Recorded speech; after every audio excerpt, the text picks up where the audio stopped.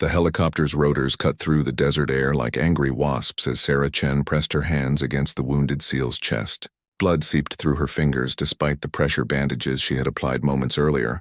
The aircraft lurched violently to the left and she braced herself against the metal floor, never losing contact with her patient. "How's he looking, Doc?" shouted Lieutenant Commander Jake Morrison over the engine noise. His weathered face showed the strain of the mission that had gone sideways in the mountains of Afghanistan. Sarah's dark eyes remained focused on the wounded operator beneath her hands. "He's stable for now, but we need to get him to the trauma bay fast." The shrapnel missed his heart by inches. The team of 6 Navy SEALs watched her work with professional interest.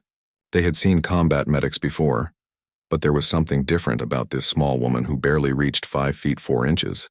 Her movements were precise and confident, like someone who had done this countless times under fire. What struck them most was her silence. Most medics talked constantly during treatment, either to calm the patient or manage their own stress. Sarah worked in focused quiet, her hands speaking where her voice did not. Petty Officer Marcus Rodriguez leaned closer, studying her technique. He had been a SEAL for 8 years and had worked with dozens of medical personnel. Something about her fluid movements and the way she anticipated the helicopter's motion told him she had been in situations like this before. "Many times. Where did you train?" Rodriguez asked, genuinely curious. Sarah glanced up briefly, her expression unreadable. "Various places," she replied simply, then returned her attention to checking the wounded SEAL's vital signs. The vague answer hung in the air like smoke. SEALs were accustomed to direct communication, especially in combat situations. Her evasiveness was noted by every man in that aircraft, but none pressed the issue. She was saving their teammate's life, and that earned her their respect and silence. Chief Petty Officer David Park, the team's senior enlisted man, observed how she worked. Her hands moved with the kind of muscle memory that came from years of experience, not months of training. When the helicopter hit turbulence, she adjusted her position automatically, never breaking rhythm with her treatment. It was the kind of unconscious adaptation that spoke of extensive field experience. "How long have you been doing this?" Park asked, his voice carrying the authority of someone accustomed to getting answers. "Long enough," Sarah replied without looking up. She was checking the wounded SEAL's pupils for signs of shock, her penlight steady despite the aircraft's movement. The team exchanged glances. In their world, direct questions received direct answers.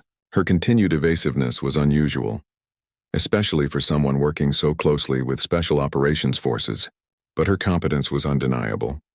The wounded operator's color was improving, his breathing more stable. Sergeant Mike Torres, the team's communications specialist, noticed something else about their medic. When the aircraft suddenly dropped altitude to avoid potential ground fire, her body language didn't change. Most people, even experienced military personnel, showed some reaction to sudden altitude changes during combat flights. Sarah didn't even blink.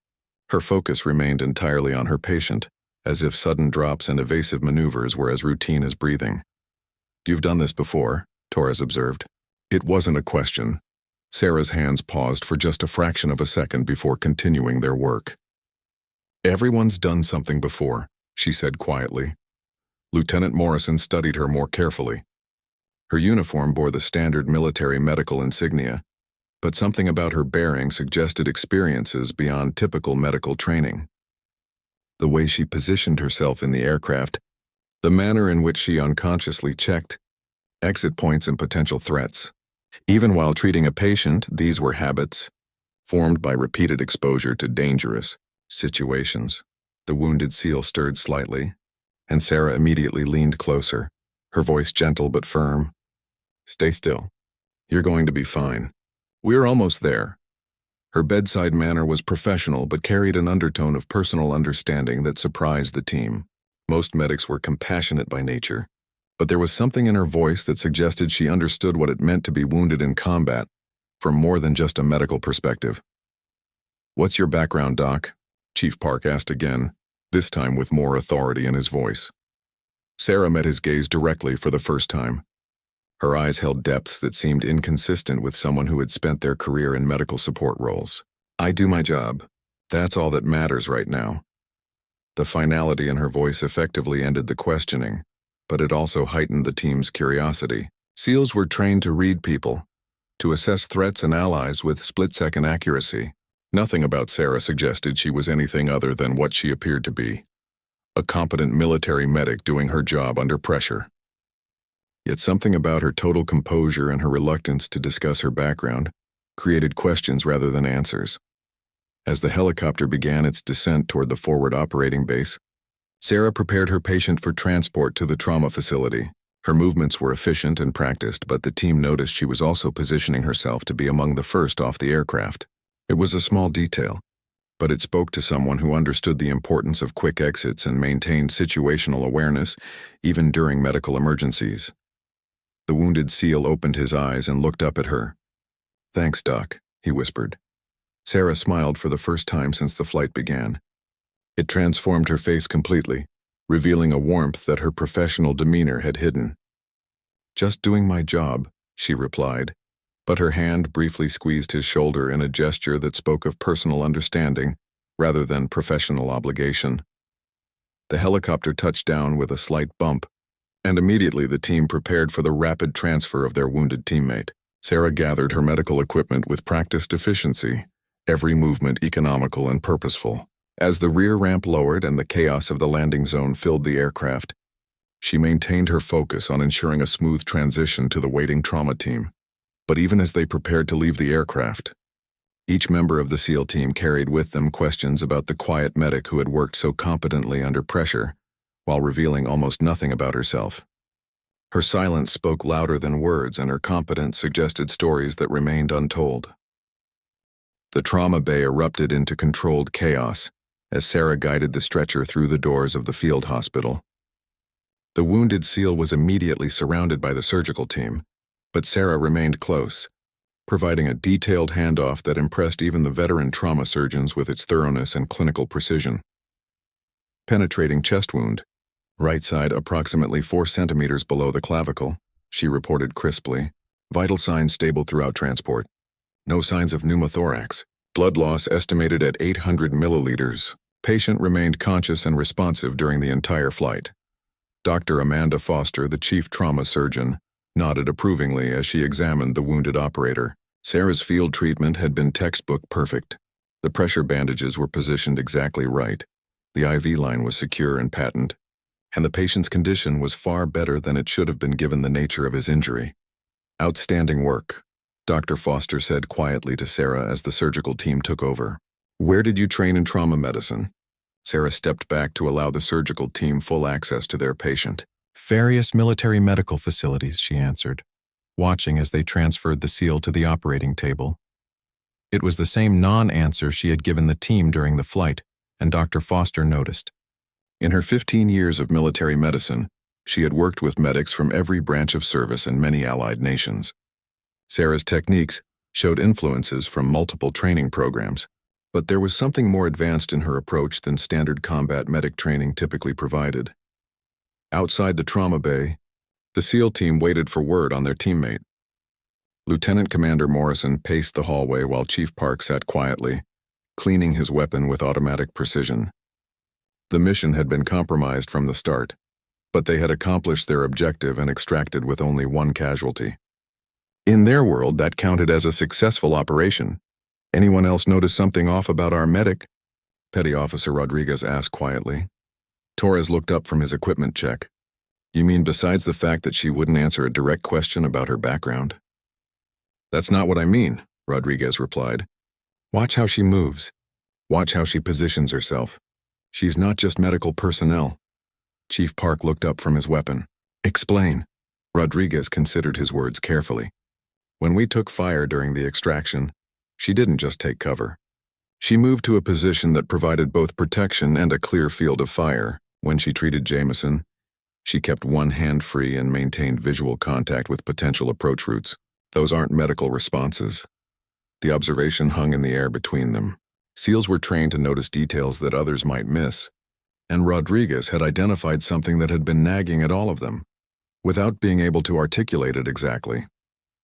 "Maybe she's been attached to special operations units before," Torres suggested. "Maybe," Chief Park said, but his tone suggested he wasn't convinced. "But that still doesn't explain why she won't talk about it." Lieutenant Morrison stopped pacing and joined the conversation. "We'll have time to figure it out. She's been assigned to support our operations for the next 2 weeks while we're at this forward operating base."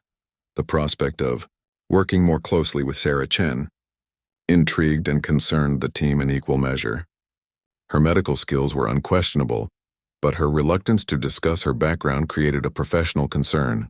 In special operations, trust was built on transparency and shared understanding. Her evasiveness violated that basic principle. Meanwhile, Sarah had finished her paperwork and was walking across the base toward the temporary quarters she had been assigned. The forward operating base was a small installation, housing fewer than 200 personnel. Word traveled fast in such places, and she was already aware that people were talking about her. She had been through this before. Her reputation inevitably preceded her or followed her, depending on the circumstances. The questions always came, and she had learned that the best way to handle them was with polite deflection and professional competence. Most people eventually stopped asking and simply accepted her presence. But SEALs were different. They were trained to notice details and to trust their instincts about people. They would be more persistent than most, and her continued presence with their team would provide them with more opportunities to observe and question. Sarah reached her quarters, a small metal container that had been converted into basic living space. As she unpacked her medical equipment and personal gear, she reflected on the mission that had brought her here. It was supposed to be a routine assignment: provide medical support for special operations teams conducting reconnaissance missions in the region. What she hadn't expected was to be thrown immediately into a combat situation that so closely resembled situations from her past. The wounded SEAL, Jameson, had reminded her of other wounded operators she had treated under similar circumstances. The difference was that in those previous situations, she hadn't been wearing medical insignia. She had been carrying different equipment and operating under different rules of engagement. A knock on her door interrupted her thoughts. She opened it to find Chief Park standing outside, no longer wearing his combat gear but still carrying the bearing of someone accustomed to command. "Doc, you got a minute?" he asked politely. Sarah stepped aside to allow him entry. Her quarters were Spartan but efficiently organized. Park noticed that her personal effects were minimal and arranged with military precision. No photographs, no personal mementos, nothing that would provide insight into her background or personal life. "I wanted to thank you for what you did today," Park began. "Jameson is going to be fine because of your quick work." "I was doing my job," Sarah replied simply. Park nodded. "Yeah, but you did it exceptionally well. The thing is, my team operates on trust. We need to know that the people supporting us understand what we're about and can handle the pressure." Sarah met his gaze directly. "Is there a question in there, Chief?" "I guess what I'm asking is whether you can handle being attached to a team that sees action on a regular basis." Today wasn't unusual for us. If anything, it was relatively quiet. The irony of his question wasn't lost on Sarah. If he only knew how much action she had seen, and under what circumstances he might be asking very different questions. "I can handle whatever your team requires," she answered with quiet confidence. Park studied her face, looking for any sign of uncertainty or hesitation. He found none. Whatever her background, she genuinely wasn't intimidated by the prospect of working with his team in dangerous situations. "All right then," he said finally. "We brief for the next mission at 0600 tomorrow. You'll want to be there." After he left, Sarah sat on her narrow bunk and considered the situation she found herself in. Working closely with a SEAL team would inevitably expose aspects of her background that she preferred to keep private. But she had a job to do, and professional obligations that superseded personal comfort. As she prepared for sleep, Sarah made a decision that would change everything for both her and the team she would be supporting. She would do her job with the same competence and dedication she always had, but she would also be more careful than ever to maintain the boundaries between her current role and her past experiences. What she didn't realize was that those very boundaries would become the key to unlocking questions the SEAL team was already beginning to ask. The mission briefing room was dimly lit, with maps and satellite imagery covering every available wall surface. Sarah arrived at exactly 0600, carrying her medical kit and a small notebook. The SEAL team was already assembled, their attention focused on Lieutenant Commander Morrison, who stood before a large tactical display. Our target is a high-value individual operating out of a compound approximately 40 kilometers northeast of here, Morrison began, pointing to a detailed overhead photograph. Intelligence suggests he's coordinating weapons shipments through this region. We go in, gather intelligence, and extract. Sarah studied the imagery with professional interest. The compound was situated in mountainous terrain with limited approach routes and excellent defensive positions. It was exactly the type of target that would require careful planning and execution. Expected resistance? Chief Park asked. Moderate to heavy. Intelligence indicates 12 to 15 fighters, possibly more. We should expect small arms fire and potentially RPGs or other crew-served weapons. Sarah noticed something about the compound layout that the others might have missed. The main building has a flat roof with good sight lines in all directions, she observed quietly. If they have a sniper positioned there, it could complicate extraction routes. The room fell silent. Every head turned toward Sarah, and she realized she had made a mistake. Combat medics didn't typically provide tactical observations during mission briefings, especially unprompted ones that demonstrated detailed understanding of offensive operations. Lieutenant Morrison studied her with new interest. That's a good observation, Doc. What makes you think about sniper positions? Sarah felt the weight of 6 pairs of eyes examining her carefully. She had stepped outside her assigned role and revealed knowledge that raised questions about her background. Medical personnel need to understand potential threats to be able to position themselves effectively, she replied carefully. It was a reasonable answer, but not entirely convincing. Medical personnel typically worried about casualty collection points and evacuation routes, not sniper positions and fields of fire. Sergeant Torres leaned forward. You've worked in areas with sniper threats before? Most combat zones have sniper threats, Sarah answered, trying to deflect the specific nature of his question. But Rodriguez wasn't satisfied with her deflection. Doc, with respect, there's a difference between being aware of sniper threats and being able to identify optimal sniper positions from overhead imagery. That's a pretty specialized skill. Sarah realized she was walking into deeper water with each response. The truth was that she could identify the sniper position because she had been trained to use them herself. Her experience came from the other side of the scope, not from treating the wounded. Chief Park intervened before the questioning could continue. We appreciate all input during mission planning. Doc, you'll be positioned at the primary extraction point during the operation. Your job is to be ready for casualties if we have them. Morrison returned attention to the mission briefing, but Sarah could feel the continued scrutiny from the team. Her tactical observation had been too precise, too professional, and too confident for someone whose role was supposed to be purely medical support. After the briefing, as the team dispersed to prepare their equipment, Petty Officer Rodriguez approached Sarah privately. Can I ask you something, Doc? He said, his tone conversational but his eyes serious. Sarah nodded, knowing she couldn't avoid the conversation that was coming. I've been a SEAL for 8 years. I've worked with a lot of medical personnel. Most of them are great at what they do, but they think like medics. They worry about medical threats and medical solutions. You think like an operator. Sarah chose her words carefully. I've been in situations where thinking tactically helped me do my medical job more effectively. Rodriguez wasn't buying it. What situations? The direct question hung between them. Sarah could provide another deflection, but she sensed that Rodriguez wouldn't accept it. He was persistent and intuitive, and he had clearly identified inconsistencies in her behavior that raised legitimate questions. I've had experiences that most medics haven't had, she finally admitted. What kind of experiences? Before Sarah could answer, Chief Park appeared beside them. Rodriguez, we need to prep the comm gear. Doc, you should check your medical supplies. It was a clear dismissal, ending the conversation before it could develop further. But the questions remained, and Sarah knew that Rodriguez wouldn't let the matter drop indefinitely. As she inventoried her medical equipment, Sarah reflected on the position she found herself in.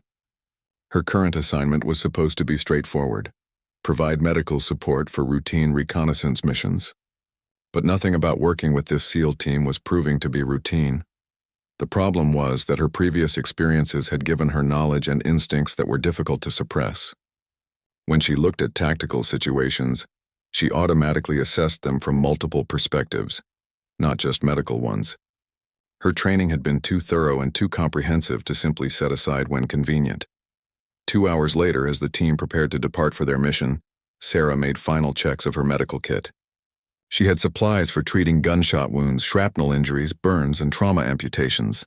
It was a comprehensive kit that could handle most battlefield injuries, assuming she could reach the wounded in time. Lieutenant Morrison approached her as she secured her equipment. "Doc, I want you to know that we appreciate your tactical awareness, but I also need to ask, is there anything about your background that we should know about?" It was a fair question from a team leader who was responsible for the safety of his personnel. Sarah understood his concern, but she also knew that a complete answer would create more problems than it would solve. "My medical training has been supplemented by other experiences that help me understand combat situations," she replied. "Everything I know makes me better at keeping your people alive." Morrison studied her expression, looking for signs of deception or evasion. What he saw was someone who was being as honest as circumstances allowed, but who was clearly withholding significant information.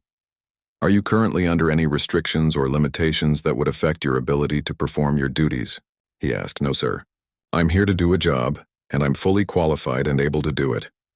Morrison nodded slowly. It wasn't the complete answer he wanted, but it was enough for the immediate situation. He had a mission to complete, and Sarah Chen had already proven her competence under pressure. "All right then. Stay close to the extraction point and be ready to move fast if we call for medical support." As the team moved out toward their insertion point, Sarah followed at the prescribed distance, carrying her medical kit and maintaining radio contact. But she also found herself automatically assessing the terrain for defensive positions, escape routes, and potential ambush sites. The habits formed by her previous training were too deeply ingrained to ignore, even when she was trying to maintain her cover as purely medical personnel. With each step toward the target area, the gap between her current role and her past experiences became more difficult to maintain. What she didn't know was that every member of the SEAL team was now watching her carefully, noting details about her movements and behavior that would soon lead them to conclusions she had been trying to avoid. The mountain trail was steep and rocky, winding through terrain that provided excellent concealment but treacherous footing. Sarah followed the SEAL team at a distance of 50 meters, maintaining visual contact while staying far enough back to avoid compromising their movement. Her medical kit felt heavier with each step, but she kept pace without complaint. What the team didn't realize was that Sarah was conducting her own tactical assessment of their route. She noted potential ambush sites, identified covered positions for treating casualties, and mentally mapped evacuation routes back to the extraction point. These weren't medical considerations. They were the automatic responses of someone trained in small unit tactics and combat operations. 2 hours into the movement, Lieutenant Morrison raised his fist, signaling the team to halt. Sarah immediately took cover behind a large boulder, scanning the area for threats while maintaining sightlines to the team's position. It was exactly what a combat-trained operator would do, not the typical response of medical support personnel. Chief Park noticed her movement through his peripheral vision. Medical personnel usually clustered together for protection and waited for directions during tactical halts. Sarah had immediately sought an independent position that provided both cover and observation capabilities. It was another small detail that reinforced his growing suspicions about her background.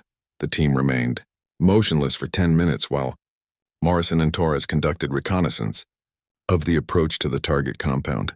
During this time, Sarah remained in her covered position, alert and focused. She wasn't showing any signs of fatigue despite the difficult terrain and heavy equipment load. Rodriguez, who was positioned closest to Sarah, watched her through his scope. Her breathing was controlled and steady. Her position was tactically sound and her attention was focused on the right sectors. Everything about her demeanor suggested someone comfortable with extended periods of tactical waiting under potentially dangerous circumstances. When Morrison signaled the team to resume movement, Sarah flowed smoothly back into her following position. Her movement was quiet and efficient, with none of the clumsiness that often characterized support personnel operating in difficult terrain.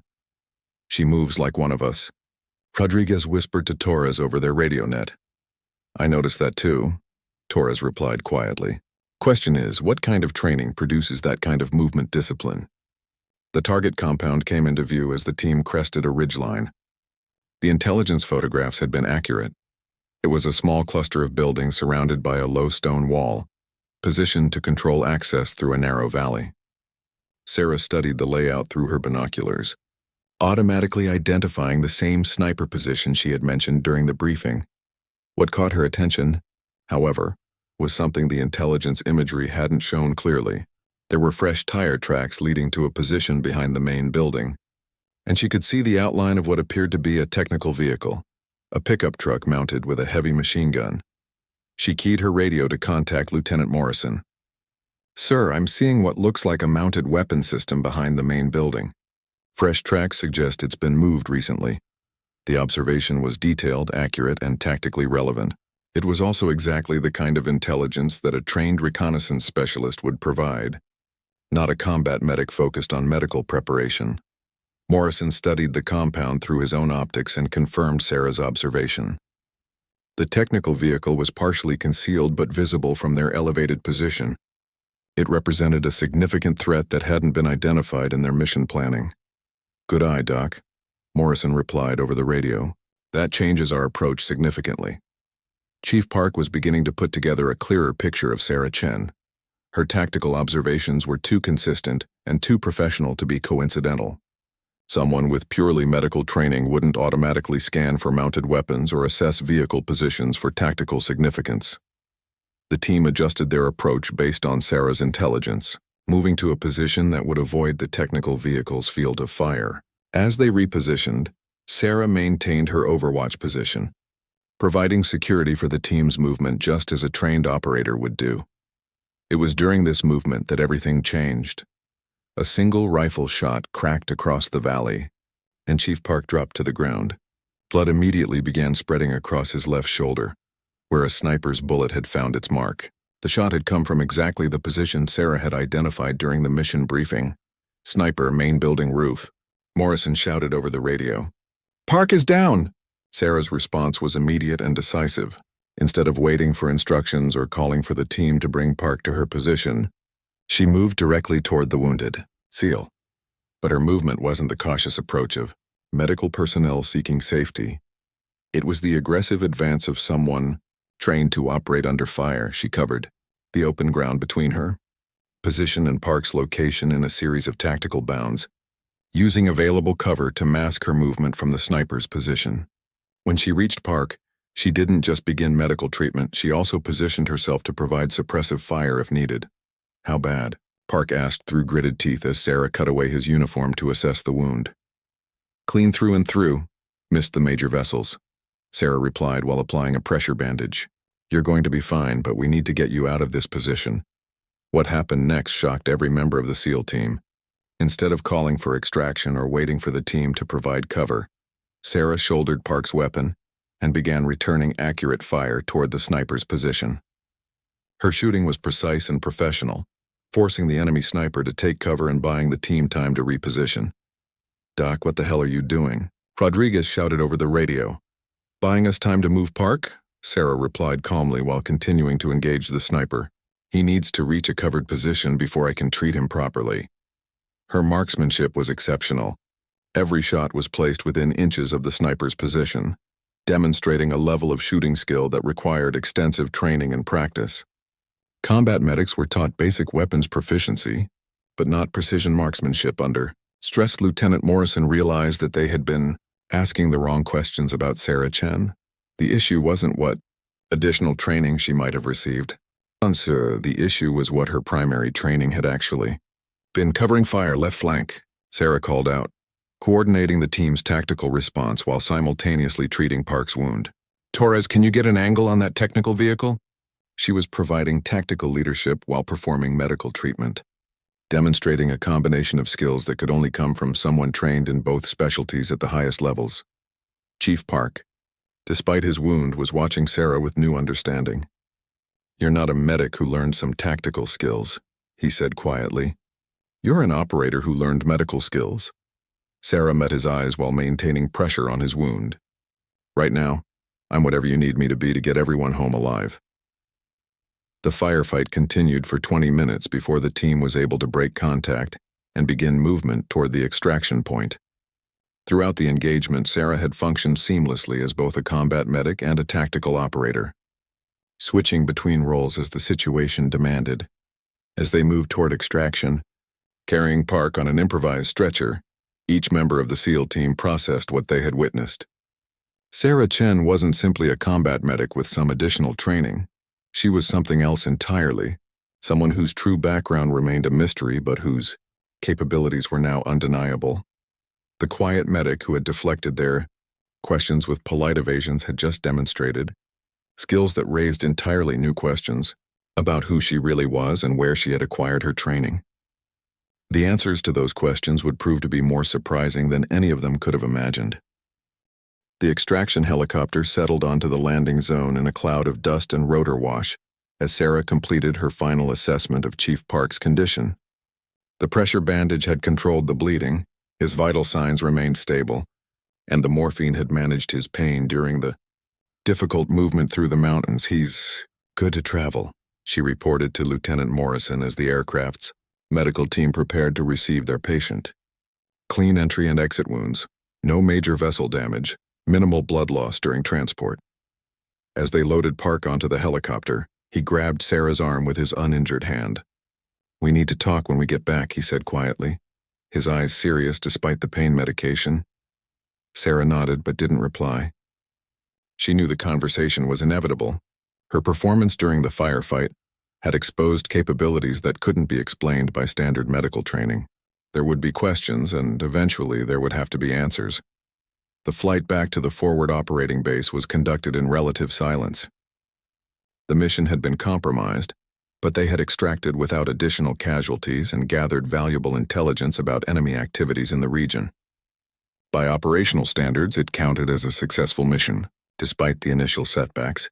But the real focus of attention wasn't the mission results, it was the woman who had seamlessly transitioned from combat medic to tactical operator when the situation demanded it.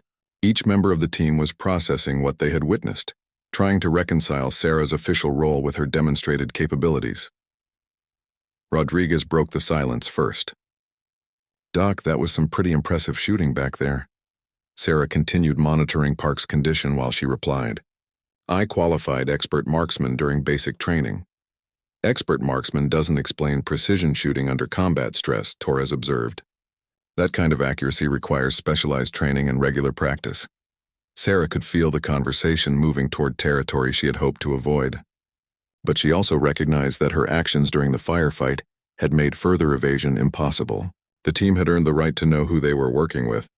"I've had training beyond standard medical certification," she admitted carefully. Lieutenant Morrison leaned forward. "What kind of training?" Before Sarah could answer, Chief Park spoke from his stretcher. "She's not medical personnel who learned some combat skills. She's combat personnel who learned medical skills. Am I right, Doc?" The directness of his question hung in the air between them. Sarah looked around the aircraft at 6 faces waiting for an answer that would finally explain the inconsistencies they had all observed. "It's complicated," she said finally. "We've got time," Morrison replied. "And after what happened today, I think we deserve an explanation."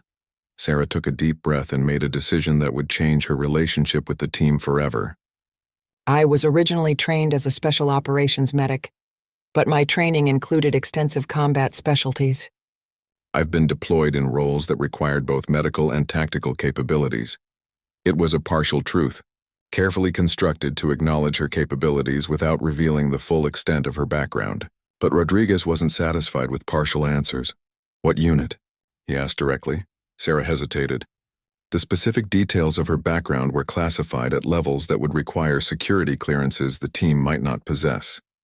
But she also recognized that continued evasion would damage her credibility with people she depended on for her safety.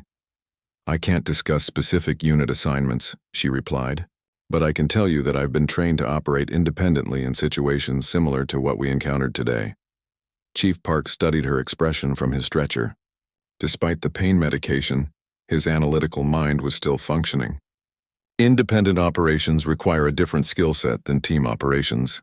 You weren't just trained for combat support. You were trained for combat leadership." His observation was accurate and perceptive. Sarah's automatic assumption of tactical leadership during the firefight had been noticed by everyone in the team. Medical personnel didn't typically coordinate combat operations or direct suppressive fire missions. "I've had leadership training," Sarah acknowledged.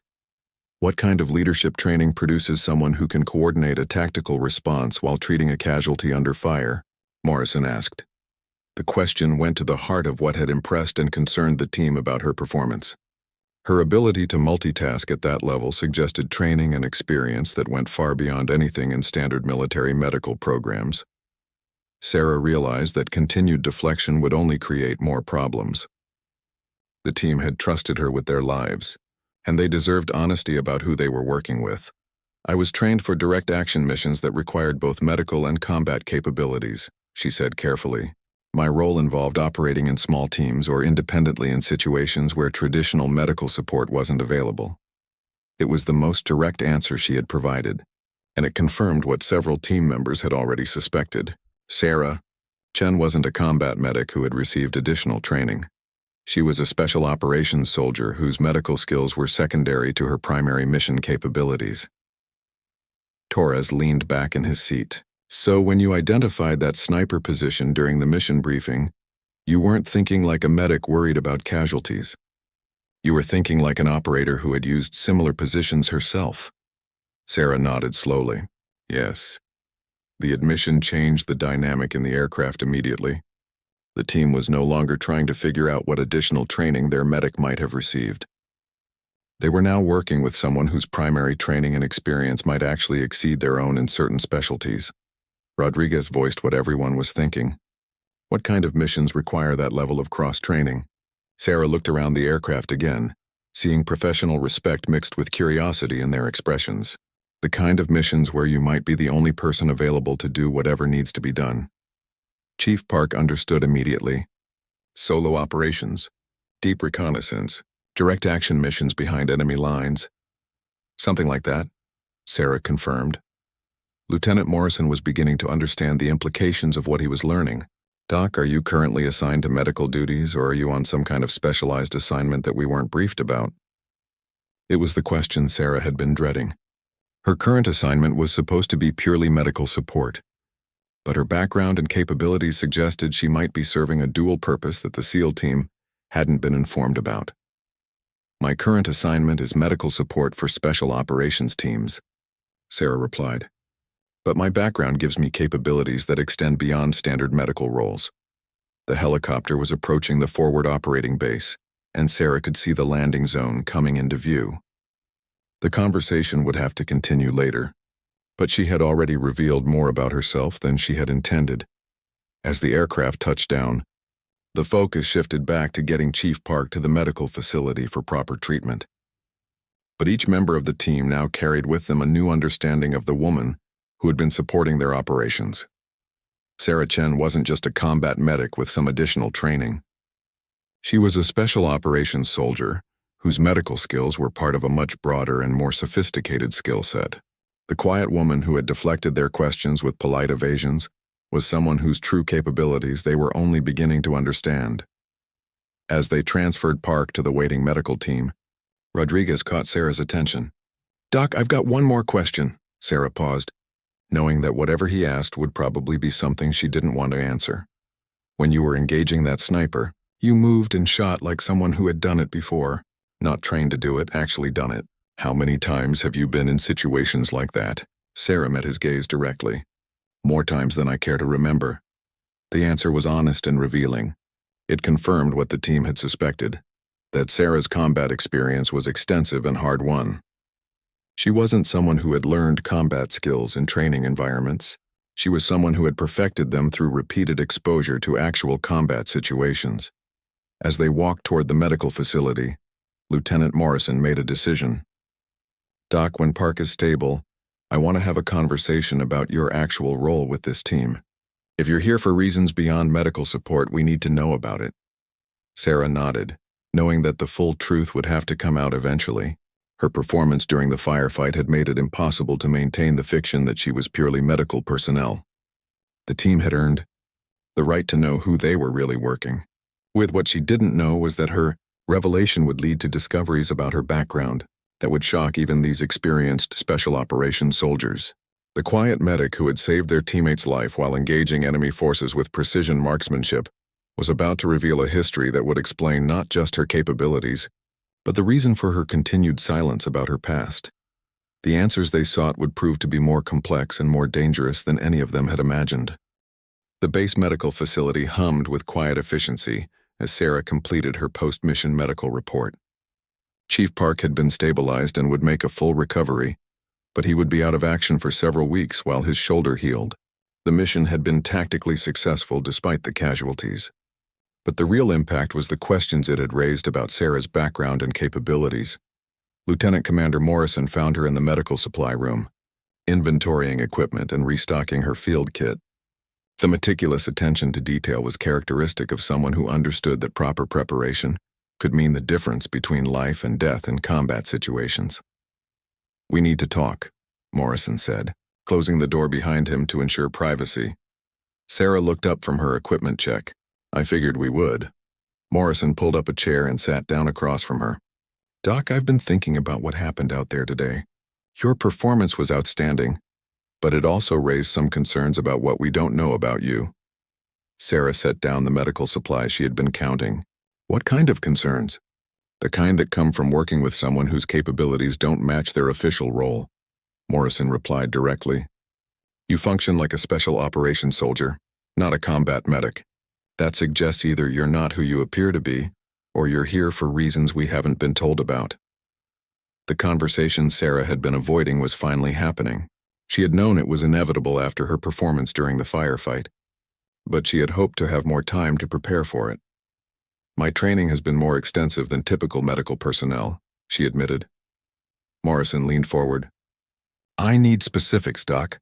My team's safety depends on knowing who we're working with and what their real mission is." Sarah understood his concern. Team leaders in special operations were responsible for every aspect of their unit's security, and that included understanding the background and motivations of everyone attached to their operations. "I was recruited for a specialized program that trained medical personnel for independent operations in denied areas," she began carefully.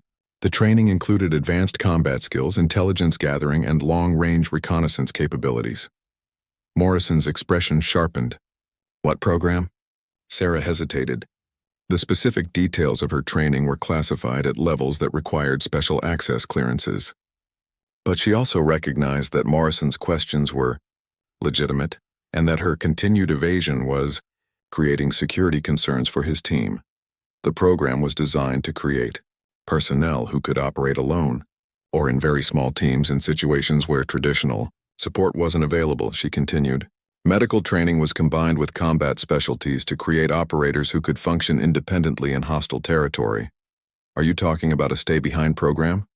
Morrison asked, referring to the military concept of personnel trained to operate behind enemy lines during conventional conflicts. "Something like that," Sarah confirmed, "but with a broader mission scope." Morrison was beginning to understand the implications of what he was hearing. "Doc, are you telling me you were trained for missions that required operating alone in enemy territory for extended periods?" Sarah nodded slowly. "Among other things." The admission explained many of the inconsistencies Morrison and his team had observed. Someone trained for independent operations in hostile territory would need exactly the kind of combined medical and combat skills Sarah had demonstrated. They would also need the psychological resilience to operate alone under extreme stress for extended periods.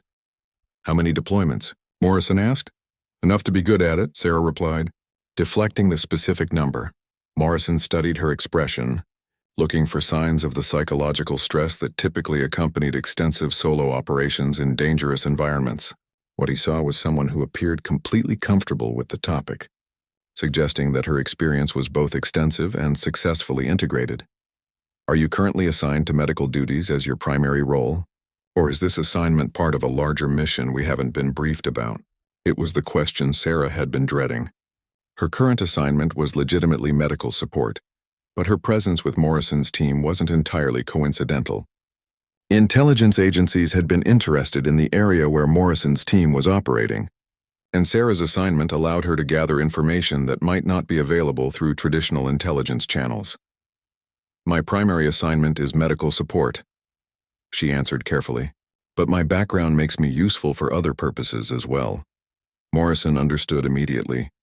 You're gathering intelligence. Sarah met his gaze directly. I'm observing and reporting on things that might be of interest to people who make strategic decisions. It was an honest admission that confirmed Morrison's suspicions. Sarah Chen was serving a dual purpose, providing medical support while also conducting reconnaissance and intelligence gathering for higher headquarters. What kind of intelligence? Morrison pressed. Information about enemy capabilities, local population attitudes, terrain features, infrastructure conditions, things that help build a comprehensive picture of the operational environment. Morrison leaned back in his chair. Are you reporting on my team's operations as well? It was a direct question that went to the heart of Morrison's concerns about operational security. If Sarah was gathering intelligence about American operations as well as enemy activities, it could represent a security risk for his team. I report on operational conditions and enemy capabilities, Sarah replied. I don't report on specific team operations or tactics unless it's relevant to medical lessons learned. Morrison appreciated her honesty, but he still had concerns about the complexity of her role. Doc, I need to know if there's anything about your mission that could put my team at additional risk. Sarah considered the question carefully. Her intelligence gathering activities could potentially expose her to discovery by enemy forces, which might compromise her medical support role. But her combat training and experience actually made her less of a liability than typical support personnel. My additional responsibilities don't increase the risk to your team, she answered. If anything, my background makes me more capable of protecting myself and supporting your operations. Morrison had to agree with her assessment. Sarah's performance during the firefight had demonstrated capabilities that exceeded those of typical support personnel. Her ability to function as both a medic and a combatant made her more valuable, not more vulnerable. All right, Morrison said finally. I appreciate your honesty, but I want you to know that my team will have questions about your background. They've earned the right to know who they're working with. Sarah understood his position. How much can I tell them? Tell them what you've told me. They're professionals, and they understand operational security requirements. But they also need to trust the people they're working with. Sarah nodded. I can do that. As Morrison prepared to leave, he turned back to her. One more question, Doc. How long have you been doing this kind of work? Sarah looked up from her equipment inventory, long enough to know that the hardest part isn't the missions themselves. It's finding people who understand why the work needs to be done. Morrison studied her expression and saw something he recognized, the quiet determination of someone who had made personal sacrifices for professional obligations. My team understands difficult work, Doc, and after today, they understand that you're not just support personnel. After Morrison left, Sarah returned to her equipment inventory, but her mind was focused on the conversation that had just taken place. She had revealed more about her background than she had intended, but she had also gained Morrison's understanding and acceptance of her dual role. What she didn't know was that her admissions had raised new questions about the specific nature of her training and experience. Questions that would lead to discoveries about her past that would shock even Morrison, who thought he now understood who Sarah Chen really was. The team meeting was scheduled for 1900 hours in the secure briefing room. Sarah arrived to find all 5 remaining team members already assembled, their expressions serious but not hostile. Chief Park was present despite his shoulder wound, his arm in a sling but his attention fully focused. Lieutenant Commander Morrison stood as she entered. Doc, have a seat. We wanted to have a conversation about what happened during the mission and what it means going forward. Sarah took the empty chair at the head of the table, aware that the seating arrangement placed her in a position of equality with the team, rather than as subordinate support personnel. It was a subtle acknowledgement of her demonstrated capabilities. Rodriguez spoke first. Doc, we've all been thinking about what we saw out there. Your performance was impressive, but it also raised questions about who you really are. Sarah nodded. Lieutenant Morrison and I discussed some of those questions earlier. I can share what I'm able to about my background. Torres leaned forward. We're not looking to compromise operational security. We just need to understand who we're working with. Sarah appreciated their professional approach. I was trained for independent operations that required both medical and combat capabilities. My background includes extensive training in direct action, reconnaissance, and intelligence gathering. Petty Officer Johnson, who had been quiet during most of their previous interactions, spoke up. When you say independent operations, are you talking about solo missions? Among other things, Sarah confirmed. I was trained to operate alone or in very small teams in situations where traditional support wasn't available. Chief Park shifted in his chair, wincing slightly from his shoulder wound. Doc, during the firefight, you didn't just provide medical support. You took tactical command when the situation required it. That kind of leadership comes from experience, not training. Sarah met his gaze. I've been in situations where taking command was necessary for mission success and personnel survival. The admission hung in the air between them. Each team member processed the implications of what she had said. Taking tactical command in combat situations required not just training, but the confidence that came from successful leadership under extreme stress. Morrison decided to address the elephant in the room. Doc, the team knows you're here for medical support, but they've figured out that's not your only role. Can you tell them about your intelligence-gathering responsibilities? Sarah looked around the table at 5 faces waiting for an answer.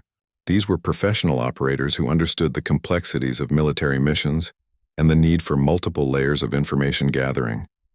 I observe and report on operational conditions, enemy capabilities, and strategic factors that might be relevant to higher headquarters, she explained. It's secondary to my medical responsibilities, but it's part of why I was assigned to support special operations teams. Rodriguez nodded slowly. That explains some of the tactical questions you've been asking and the way you assess terrain and enemy positions. It also explains why you're so comfortable operating in uncertain situations, Torres added. Intelligence gathering in combat zones requires a different mindset than traditional medical support. Sarah was relieved by their professional acceptance of her dual role. My intelligence responsibilities don't compromise my medical obligations to this team. If anything, they make me more aware of threats that could affect your operations. Johnson had been studying her carefully throughout the conversation. Doc, can I ask about your shooting? That kind of precision marksmanship under stress isn't something you develop in basic training or even advanced medical programs. Sarah had been expecting this question. Her marksmanship during the firefight had been too professional to explain as merely competent weapons training. I received extensive marksmanship. Training is part of my preparation for independent operations, she replied. When you're operating alone, your personal weapons proficiency can be the difference between mission success and mission failure. Park understood immediately. Solo operations require you to be your own security element. You can't depend on anyone else to provide suppressive fire or cover your movements. Exactly, Sarah confirmed. My training covered all aspects of independent operations, including advanced marksmanship, close quarters combat, and tactical medicine under fire. Morrison decided to ask the question that had been troubling him since their earlier conversation. Doc, how many independent operations have you actually conducted? Sarah hesitated.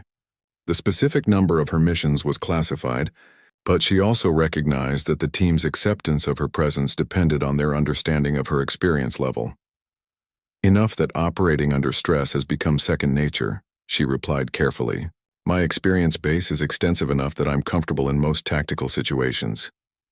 Rodriguez leaned back in his chair. That explains a lot about your behavior during the mission. You weren't nervous or uncertain about anything. You moved and reacted like someone who had been in similar situations many times before. Because I have been, Sarah admitted. Torres had been quiet during much of the conversation, but now he had a question that went to the heart of his concerns. Doc, are you currently active in your previous role, or is medical support your permanent assignment now? It was a perceptive question that revealed Torres' understanding of how specialized military careers typically developed. Sarah's skill set suggested she was either still active in special operations or had recently transitioned to a different role. Medical support is my current assignment, Sarah replied, but my background and training remain relevant to the work I'm doing now. Morrison understood that she was being as specific as security classifications allowed. The important thing is that we now understand your capabilities and your role with the team. Going forward, we can work together more effectively. Chief Park had one final question. Doc, during the firefight, you made tactical decisions that saved my life and possibly the entire team's. You coordinated our response while treating my wound and engaging enemy forces. That kind of multitasking under pressure requires exceptional training and experience. What I want to know is whether we can count on that level of performance in future operations." Sarah looked around the table at 6 faces that now showed complete professional acceptance. They weren't questioning her presence or her capabilities.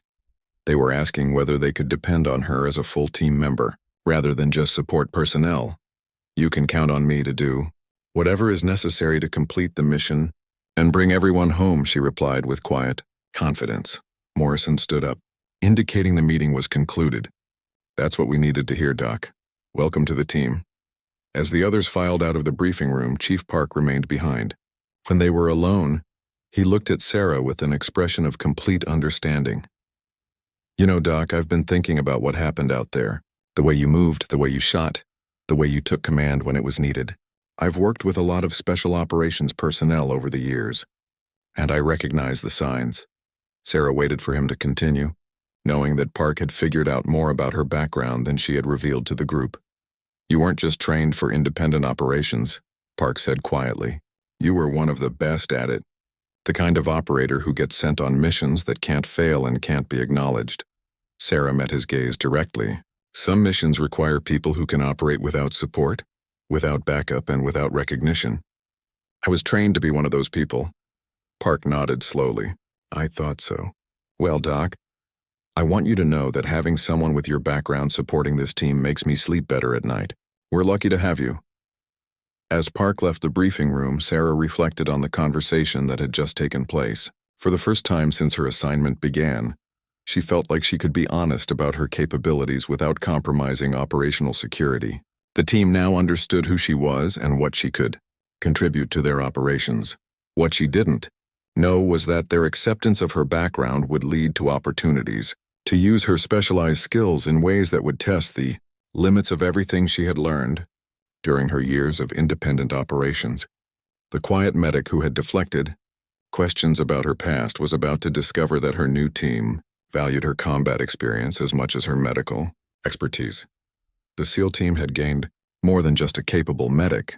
They had gained an operator whose skills and experience would prove invaluable in the dangerous missions that lay ahead. And Sarah, Chen had finally found a group of professionals who understood and appreciated the sacrifices required by the kind of work that could never be fully explained or acknowledged. The wounded had been treated, the quiet had been broken, and a new level of trust and understanding had been established that would carry them through whatever challenges awaited in the unforgiving mountains of Afghanistan.